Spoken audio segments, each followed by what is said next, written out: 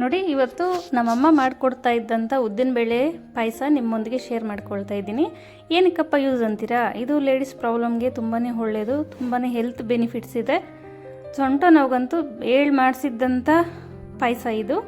ಬೆಲ್ಲ ಮತ್ತು ಉದ್ದಿನಬೇಳೆ ಮತ್ತು ಏಲಕ್ಕಿ ಪೌಡ್ರ್ ಇಷ್ಟೇ ಸಾಕು ಮಾಡೋದಕ್ಕೆ. ಮಾಡೋ ವಿಧಾನ ನೋಡೋಣ. ಮೊದಲಿಗೆ 2 ಅವರ್ ನೆನೆಸಿ ರುಬ್ಬಿಟ್ಕೊಂಡಿದ್ದೀನಿ ನಾನು ಉದ್ದಿನಬೇಳೆನ. ನೆಕ್ಸ್ಟು 1 ಲೋಟ ಅಷ್ಟು ನೀರು ಸೇರಿಸಿ ಅದಕ್ಕೆ ರುಬ್ಕೊಂಡಿರುವಂಥದ್ದು ಸೇರಿಸಿ ಈ ಥರ ಕೈ ಬಿಡದೆ ತಿರುಗಿಸ್ತಾ ಇರಬೇಕು. ತುಂಬಾ ಒಳ್ಳೆಯದು ಫ್ರೆಂಡ್ಸ್. ಇದು ಏಜಲ್ಲಿರೋ ಹೆಣ್ಮಕ್ಳಿಗೆ ಮಾಡಿಕೊಡಿ. ಈ ವಿಡಿಯೋ ಅಂತೂ ಸ್ಕಿಪ್ ಮಾಡೋಕ್ಕೆ ಹೋಗಬೇಡಿ.